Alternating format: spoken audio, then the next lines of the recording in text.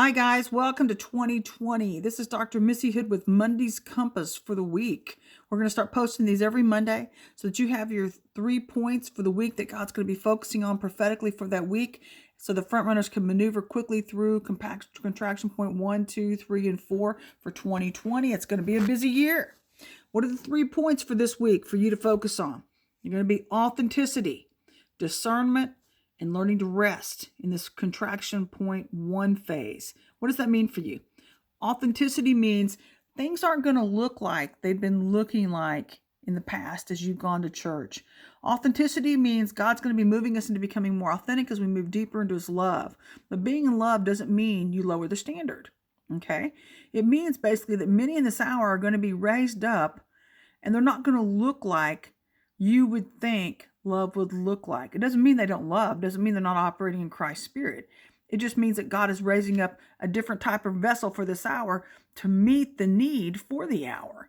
So you're going to see God raising up leaders that don't look like church as usual that you've normally seen in the past. You're going to know their past. You're going to know their background. Some of you are going to be thinking, oh no, that can't be God. Don't be so quick to judge. God says, judge not, lest you be judged.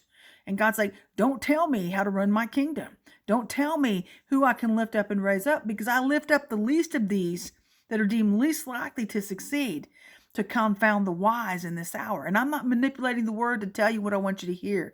I'm telling you what the Lord is telling me. So the Lord is saying, it's because these leaders are already walking in authenticity because of the testings God has taken them through the past 30 years. They're the front runners. We are the front runners. So we're not going to be conforming anytime soon, because God hasn't built us that way.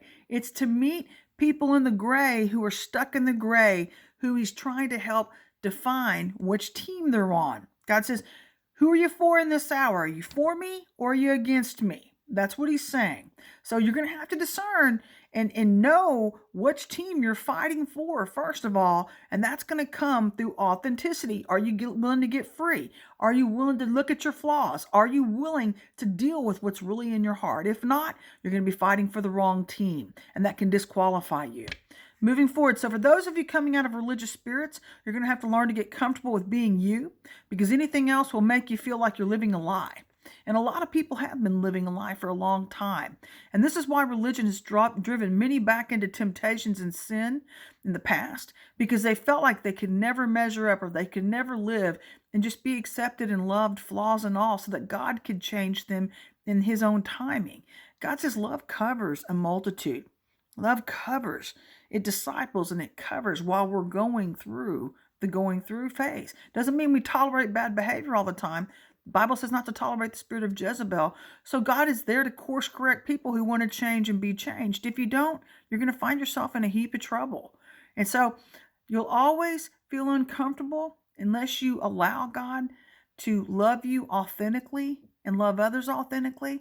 But you're going to feel uncomfortable until you start overcoming these things, because your insecurities will dominate otherwise. When we're okay with our flaws, the good, the bad, and the ugly, that allows us to love other people the same way and cover them in love as well. Second point, discernment. Discernment is going to be needed in the hour for contraction point 1, moving all the way through the year, but especially in contraction point 2.